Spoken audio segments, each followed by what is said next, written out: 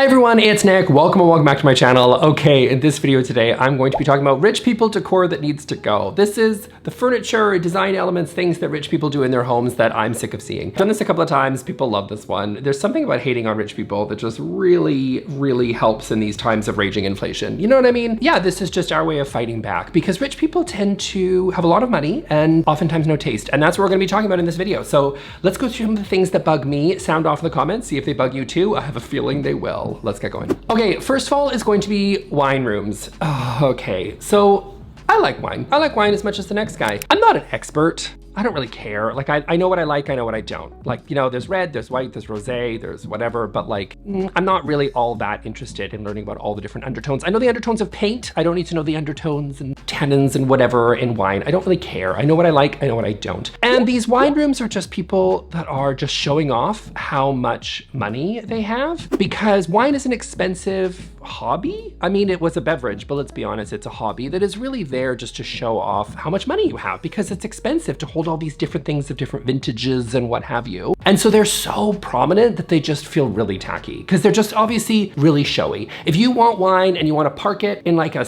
true cellar or you want to hide it somewhere or put it in a wine fridge like a normal person, like you go for it. You have wine as a hobby, I'm all in on that. That's great. But these are just so showy that they are just there and designed to show off how much money you have. That's clearly, I am so sick of just wine in general, you guys. Like, can I go on a little wine rant here for a second? Of course I can. It's my channel, I can do what I want. Here's the thing with wine that I find. It's not enough anymore to just know red, white, and like Sauvignon Blanc versus a Pinot Grigio. You know what I mean? Like, it's not enough to know that anymore. You need to be so over the odds and know even more. I went to someone's house not very long ago. I hope she doesn't see this video, but I don't know, maybe she will, who cares? And I went to her house and I was like, okay, these are like wine people, okay, you guys? So I was like, okay, I'm ready. I know the wine, I know the type. I even have been to the winery where this wine is from. So I'm really excited. I'm like, okay, I'm ready. I know the talking point. I go there and she looks at this wine and she's like, and we were just like sitting around and it was just like, oh, 2021, this is a really smoky year because she's referring to like the wildfires that like made the wine a little bit different in that particular year.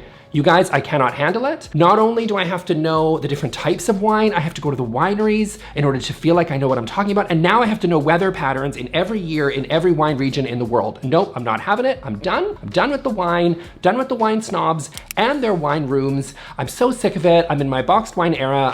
I'm not apologizing for it. I'm done. I'm just gonna stick to that because I just don't care anymore. I'm so done with the wine snobs and their wine rooms. Am I alone? Okay, next, rich people, decor, furniture, blah, blah, blah, that needs to go. The sheeps. Do you guys notice this? What's going on with these sheeps? What chokehold do these cheap sheeps, they're not cheap, sheeps have on rich people? I'm sure some designer fooled everybody into thinking these were really cool. And so they're in a lot of people's homes and they're just sheep. Like, they're not sheepskin, they're not, well, maybe they are, but like they're not there.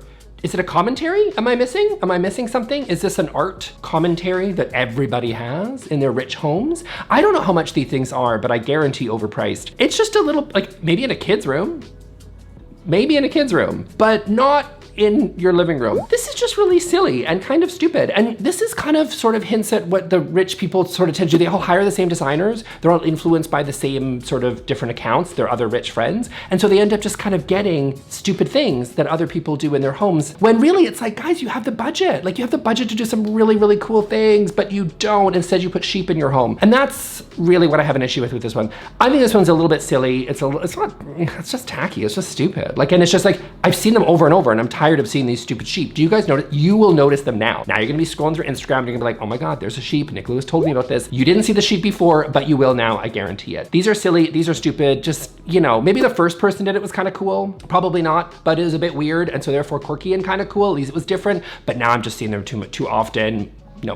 Okay, and then next up on my list is going to be super luxury, expensive gym equipment. Oh, this one. Okay, this is not one that bothers me aesthetically because this stuff is beautiful. I admit it. It's just stupidly expensive and I question whether this is something that had needed to be made in the ultra premium luxury category. If you're not familiar, here's a couple of brands. Lifted is a brand that just started out. I feel bad going after like I'm not gonna go after like a super new company. Like, their stuff is a little bit more appropriately no, it's not even appropriately priced, but it's doing its job. You know, there's a market for it. God willing, if there is a business can make it work, that's awesome. Pent Fitness is another one that I've heard of. Pent Fitness, you guys, okay, this is made of really beautiful materials. We're talking solid walnut, marble, natural stone. This is what they're using to make their gym equipment. This just feels very late stage capitalism for me, and it's because the excess of having your gym equipment, which is by design supposed to be thrown around. It's supposed to be dropped on the floor. It's supposed to fill that function. And again, I'm not saying I'm not a gym bro. I go to the gym, I'm not a gym bro. Now quit your giggling, I get you, but I'm not. But I do go to the gym, I do appreciate solid quality gym equipment. And I am not above going for an aesthetic decision over practical. Sometimes, you know what I mean? But this crosses the line for me. This stuff is so expensive. Hold on your bum for a second here as we talk about some prices. Okay, hold on. An ab roller from Pent, a walnut and stainless steel ab roller, beautiful. Fantastic, looks gorgeous. $816 US for an ab roller. Okay, a set of dumbbells made of walnut and stainless, which you should probably get a whole set, assuming that you're there to actually work out. You would think you would progress in your numbers, assuming that is your goal, maybe. Or you would definitely need different dumbbells for different needs, shoulders versus chest, for example. A set of dumbbells at like the 22-pound category or whatever. What are we talking about here? 22 pounds, stainless steel made of natural American walnut. Beautiful, love it. $928 US for one set of dumbbells and a cute little walnut holder. So I get that the materials are amazing, but like even if you compare it to something like compare it to like Rogue Fitness here, right? Rogue is not a cheap brand. Rogue is a very, very expensive gym equipment company, okay? Like they're the ones that do the CrossFit games, they're not a cheap brand, you can get cheaper. These guys on the flip side are doing like a hex dumbbell for roughly the same weight, 22.5 pounds, $80. And that's, again, not the cheapest place in town. $80, $928. This is so beyond ridiculous of what I would believe would be an appropriate price point for luxury gym equipment. The stuff is beautiful. I'm totally full of crap, by the way. If this company was like, hey Nick, we saw your video and we'd love to send you some dumbbells, I'd be like, here's my PO box. Like, it's beautiful stuff. Do we need to be spending $1,000 on dumbbells? No, we do not. There are lots of ways that you can get fit without spending that much money. This one makes me mad just because I just think if you have that amount of money to do your whole gym as a Pent Fitness, whatever, just like, I don't know what I would do. I would like start a dog rescue. You know what I mean? Like there's so many places that because I like dogs more than people. So that's what I would probably do with the money. But like there's better ways for you to use the money than buying this gym equipment. I don't know, this one bugs me because I just think people are, you know, not like people can spend their money how they want, but also this makes me mad at the same time. This is too far. Like this one's beyond for me. Okay, next up on my list is going to be beige baby rooms. The all beige, sad beige children's room. As you guys know, I don't really talk about children's like decor or children's room on this channel very much, mostly because I don't care for children, as you all know. But sometimes I do in rare instances like this because people do things that bug me. I think that kids, as much as they don't really have much of a personality, some of them, you know, they do kinda, but I don't really care for children. And so I don't really talk about their decor because I also think it's like, it's for the kids to show off. Like, you know, it's for kids. It's for kids. They're kids. Like, so let them sort of put their own little personality and their own horrible drawings that they made in school or whatever, right? That aren't very good, but they're still theirs, and that's cool. And they want to put them up on their walls, and they have their little stupid chalkboards, and they got their stuff, and that's great. Their little children's books. I was gonna say Berenstain Bears. Do they still read Berenstain Bears like I did as a kid? I don't even know. You know, like they've got their stuff, and that works for them. And it's usually very bright colors because I think, again, I'm not an expert in children's development, as you may be able to tell, but I think kids prefer like bright colors for some reason. Someone who teaches at a Montessori, can you let us know down in the comment section? Pretty sure kids' development, they need like stimulation from colors and stuff, I don't know. But these sad beige children's rooms, these are about the parents. Oh, I should talk about at some point, mental note in a video, talk about these children's parties that are so over the top. Maybe that'll be in the next video. Okay, but the sad beige rooms, let's just go there. They're sad. They're clearly there as the parents want moms. Well, I shouldn't just generalize, but it's probably, you know, they want their aesthetic for the rest of their home to match their kids. And I just think like, again, not an expert in children's development, but I think like it's healthy to say to children, here's your space, obviously age appropriate, but like here's your space to kind of make your own. This is a shared space in the rest of the home. So, you know, you got to negotiate a shared space. That's part of like learning how to be in a proper society. That's what we should be teaching children, I think. But when you're in your room, if you have a luxury of having your own room, having a little bit of a space for yourself to kind of make your own. And these parents just sort of go in and copy paste the sad beige